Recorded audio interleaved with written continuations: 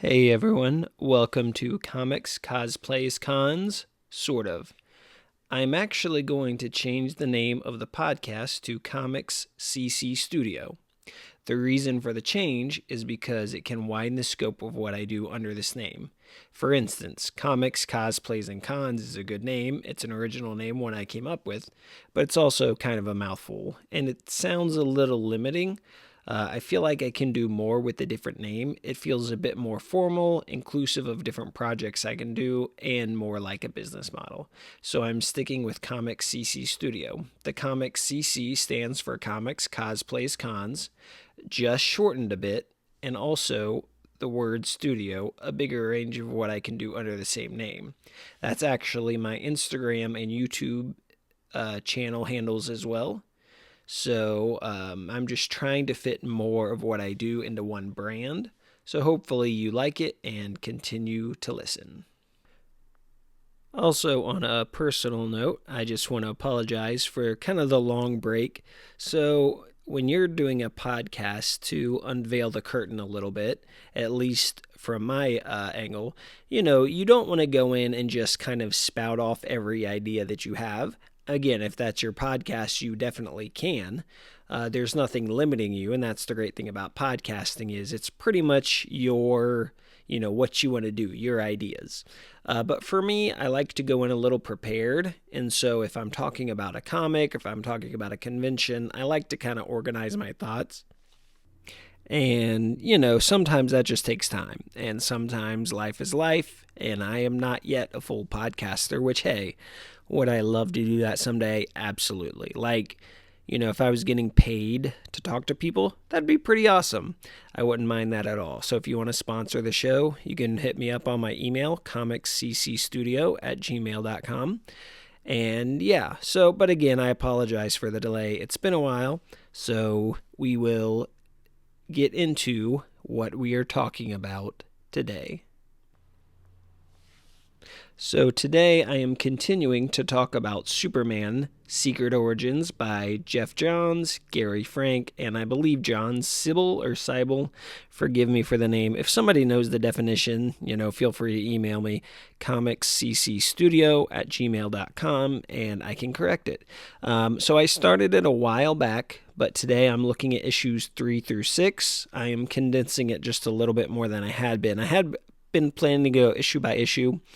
But what you will find out if you want to do a comic review, unless it's just like a quick 10-minute overview, if you want to get into the depth of the comic, it takes a little bit more than just a few minutes to kind of plan and organize, and it takes a minute. So anyways, without further ado, here we go. So we're looking at issues 6 through 6. So look up. That's the theme for the James Gunn 2025 Superman movie.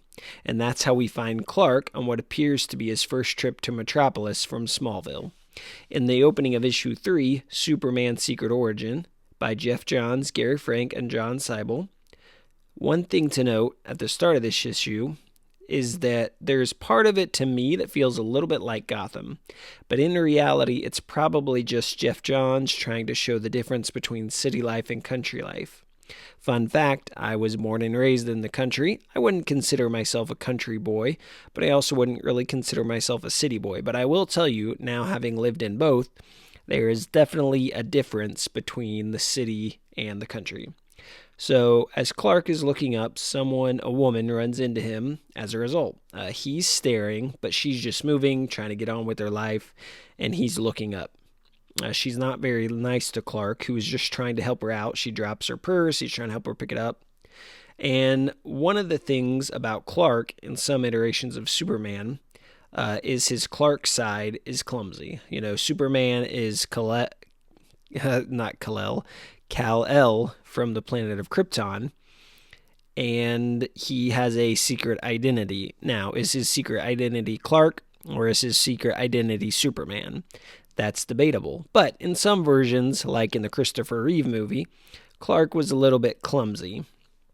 While maybe people definitely want him to appear that way, as far as the comic point of view, have you ever considered it's because he's from the country and not the city? For instance, just because someone has superpowers doesn't necessarily mean that they would adapt well to city life, or not be amused by it, or look up, or not be as aware as, say, someone that's been born and raised in the city. Like, hey, this is how we do things in the city, and you're not doing them, so you better get out of the way. And so it's true he is Superman, but he was raised all of his life on the farm in the country. So it might be a jarring change for him. And so that is just something to consider when thinking about Clark's stumbling side, is that, well, maybe he's just a country boy trying to figure out the city life. I also just want to mention that the art in this book is pretty amazing. If the story of Secret Origin doesn't interest you, it's definitely worth the look just for the art. It's very clean work, and yeah, I really like it. So part of one of the reasons I really like Superman is his willingness to help anyone. Rudy, who Clark meets on the way to the Daily Planet newsroom, asks for Clark's lunch, and Clark gives it to him. Rudy is definitely taking advantage of Clark, as we'll later find out, because later he asks for money for the bus, and Lois says, hey, like, he'll bleed you dry, basically.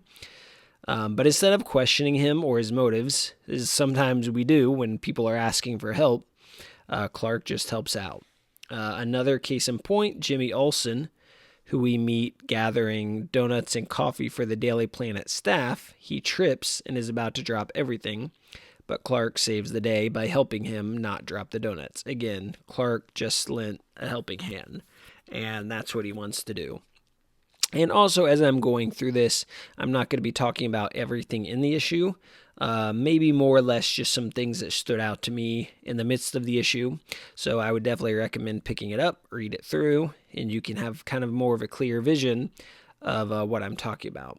So after Clark saves the day by stopping the donuts falling, Lois is in the newsroom trying to run several stories while Perry isn't having it. One of those stories is about Lex Luthor, and Perry is just shutting down, like, we can't go after Luthor because there's just too much at stake if we go after him and lose or something. So next, Clark and Jimmy enter the room, enter the Perry's office, and again, the art is just pretty amazing here. Perry's got the cup of coffee. As Clark enters, Jimmy's kind of looking at him like, man, this dude helped me. And Lois is like, who's this guy? And so, but as Clark steps in the office, him and Lois finally meet. And yeah, it's just interesting to see the different iterations of when Clark and Lois meet for the first time. I really like the scene where Lois and Clark, they are breaking into Lex Luthor's business because the Daily Planet wasn't invited. And so they're essentially trying to break in and get the scoop. And something that's interesting in this version of Lois is she calls out Clark on his act of not wanting people to notice him. She's like, this is all an act, isn't it? And, just like, you don't want to be noticed. But again, this might be partially an act to show people he isn't Superman. But also, could it legitimately be that, again, he's a farm boy out of Kansas in the big city? He just happens to have superpowers. Again, yes, he's an alien from another world, but I just don't think that's something that people consider. Like, could part of his unawareness, even though he has super awareness, like, could it be just, oh, city life is just different, now I have to adapt? So there's also a great panel where Lois says to Clark, as they're preparing at the Daily Planet to go sabotage Luthor's press conference when they were not invited, here comes Lois and Clark kind of gives a bit of an eye roll, but also I think is amused. So it's just a little fun thing, and it's the start of the epic team up that we all know and love in this comic. So next up comes maybe the best scene from the book. As Lois is hearing Lex talk about his metallo armor, she's caught by the security guards and finds herself falling off the top of the roof, making a getaway. I'm not exactly sure, like, when she falls off of the roof, if she just didn't realize the roof ran out of space, or she was so focused on getting away she didn't see where the edge was and fell. But I digress. So she falls off of the roof. Clark, still being down below, hears her cry for help, and of course he runs into the alley, and then we see a classic view of him in his suit, his business suit, but then he rips open his shirt, unveiling the costume, and that's pretty awesome. I think definitely that is one of the classic things of Superman, like Clark changing into Superman, like how he's going to do it. So pretty interesting. So then Clark saves Lois. And not only does he save Lois, but the helicopter. And then people start to question him. The police officers are like, hey, what are you doing? Who are you? And so he's like, oh, I wasn't planning on this. There's a whole bunch of people here, and I'm not sure what to say. Have you ever been in a situation where you're like, I really hope people don't ask me a question because I don't really actually know what to say? I think that's kind of what happens is, like, I don't think he was thinking about the questions one way or another. He's just doing what he believes is the right thing, and that is helping save Lois from a falling planet and save the helicopter as well.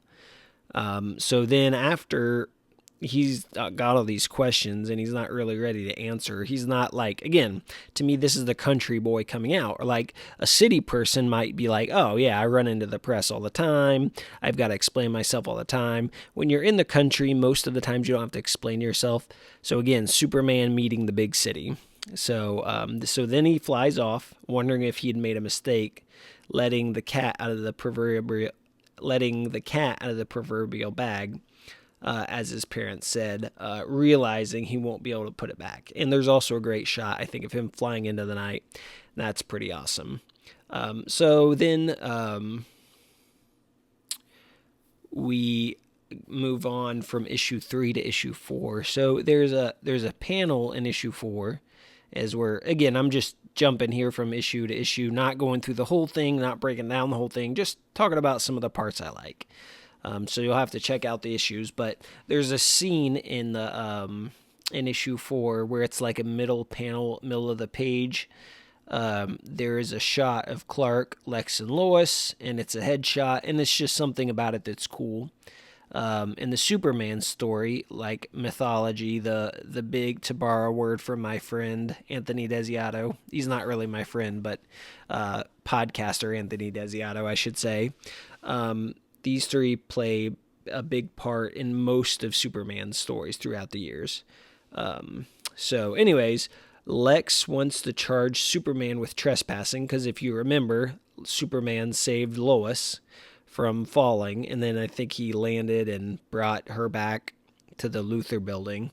And so Lex wants to charge him with trespassing. But then Lois, she's called in to interview Luthor, and that's why they're all together, Lois, Clark, and Luthor, is that she's calling him out like, no, you're the villain. You want to charge Superman, but come on, like there's a lot of stuff you've done and you know it. Also in this issue 4, we have Rudy, who again, if you'll remember, he was the guy that, as Lois was saying to Clark, if you let him, he'll bleed you dry, becomes the parasite through events. And it's kind of interesting that Parasite is an individual, at least in this comic. He was already somewhat of a parasite, like he feeds off of the energy of other people or their life force or whatever it is. And it's interesting, like he was taking money from Clark, he was taking his lunch, so he was kind of already a taker, kind of like a parasite maybe. But that's kind of what he becomes because of like this toxin that Luthor has developed. So anyways, Rudy, he becomes Parasite, and as Lex, Clark, and Lois are all talking, they're like, there's been something happens, and he breaks in, and then Parasite says something like, I smell you. And I don't think he's talking about Luthor. I think he's talking about Clark because he's Superman, and maybe he just smells all of the power, permeating off of Clark. So then we move on in issue 4. Again, one of the scenes I really like is a fight between Superman and Parasite. So Parasite bites Superman, and then Superman knocks Parasite off, but feels the effect, draining his energy to an extent. It gets a little dizzy. And then Clark decides to use his heat vision, which is pretty cool. So it not only stops Parasite because it's too hot, but also it destroys the car behind him. And I'm like, sorry for the car owner. Parasite got in the way. Now Clark's got to stop Parasite, and the heat is too much for him. And then he falls to the ground and can't. And then there's an explosion. I think it knocks out Parasite. And then Clark uses his freeze breath to kind of like pin him down. And so people are around watching this fight between Parasite and Superman, and they're like, oh, don't hurt me. And he's like, no, I'm not going to hurt you. That's not what I'm here for. But they, they're still kind of unsure. He's still kind of new and revealing himself to him. He's just trying to stop Parasite. But again, Clark flies away. He hears what people are saying. After Lex runs out and confronts Superman. So then he appears on Clark flies to the roof of the Daily Planet. He meets Jimmy there. And there's a great conversation between the two about not belonging in Metropolis. But Superman tells Jimmy he'd hate for him to leave since Jimmy is the only friend Superman has. Jimmy gets Superman to do one of the classic Superman poses and takes a photo of him, even though at first Clark isn't so sure. But again, Superman just wants to help everyone. So Lois writes a story for Perry about Superman saving her and all of that. Andy says, now we just need a photo. And Jimmy walks in with the photo that he just took of Superman.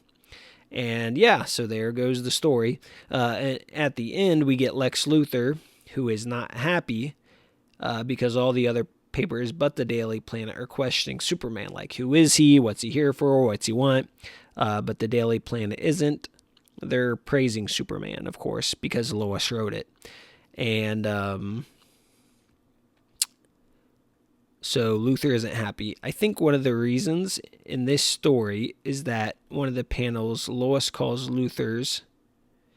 Oh, okay, yeah.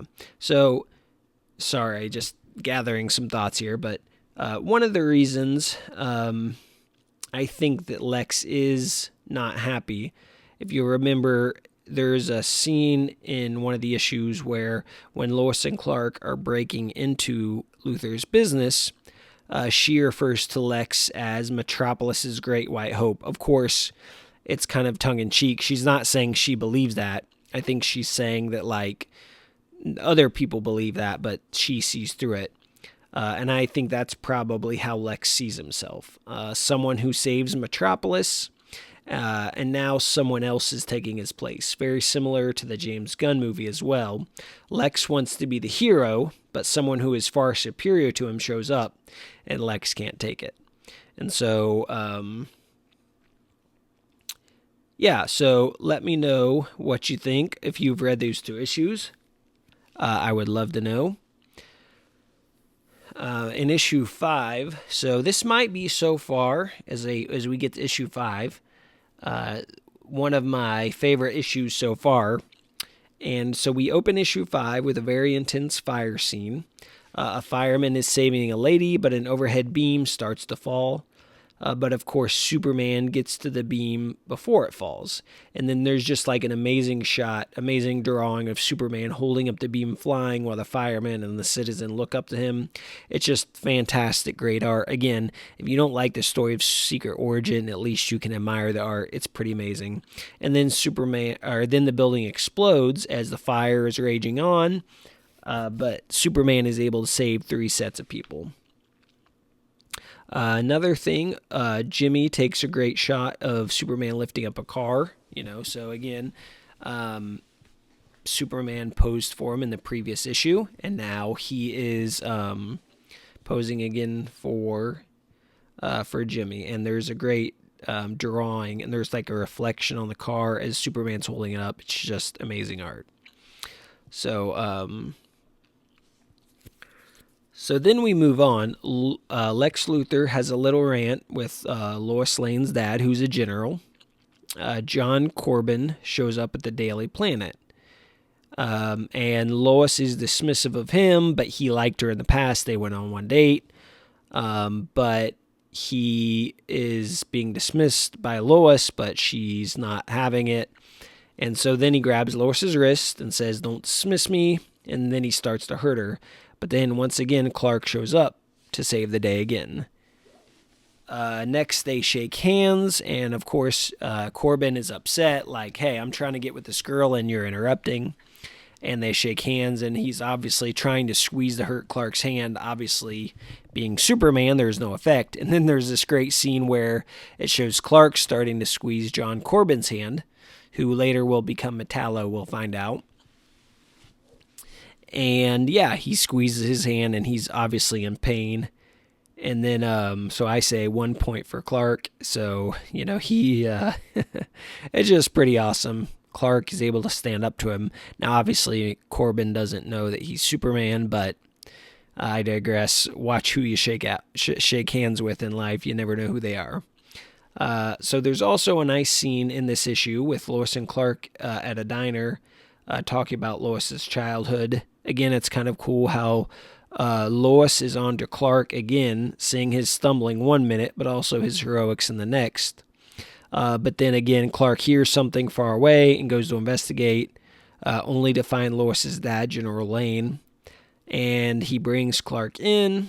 He starts to feel, and then he starts talking to Clark, but then Clark starts to feel like it's an interrogation. And General Lane is being influenced by Lex Luthor because he says something about what does an alien want with your daughter? Like, it's not natural that an alien likes your daughter, which Lois and her dad have not really had the best relationship, but any father is going to protect his daughter. And so, he's not giving Superman the benefit of the doubt. So Superman leaves. He says, if you leave, you're an enemy of the army. But he still leaves. Then he's confronted with soldiers. He uses his heat vision on some of the guns. Of course, the bullets bounce off Superman. Then there's a great panel where he pounds his fist to the ground to stop the soldiers. So next we have Metallo enter the scene, John Corbin, who showed up in Lex's Metallo suit. And then there's the fight. They both get in some good licks in the fight.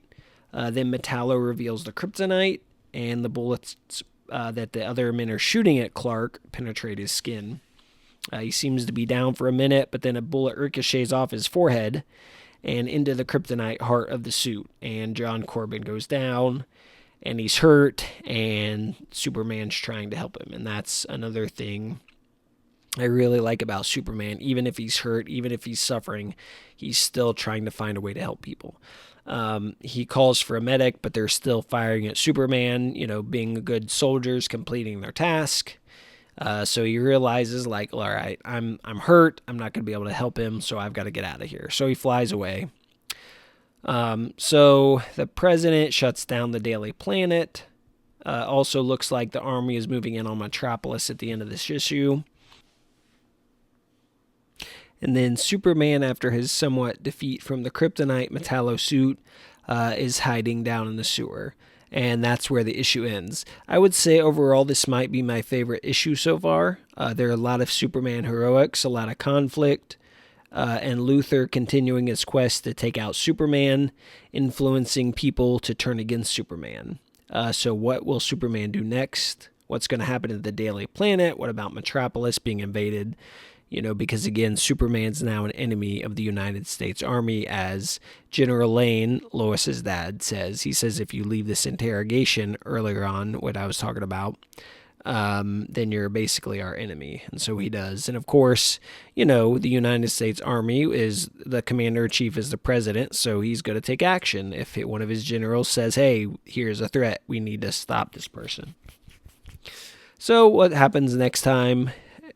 You'll have to join me on a future episode as we continue to make our way through Superman's Secret Origin. And I think probably what I'll do from here on out is do them like in groups of 3. Talk about them 3 at a time. Again, this is a little scattered because I'm not hitting every single thing. But I am kind of giving things that I like or that I want to talk about. There are great other podcasts out there that talk about Superman's Secret Origin, so if I didn't give you enough, definitely go look at them, check them out.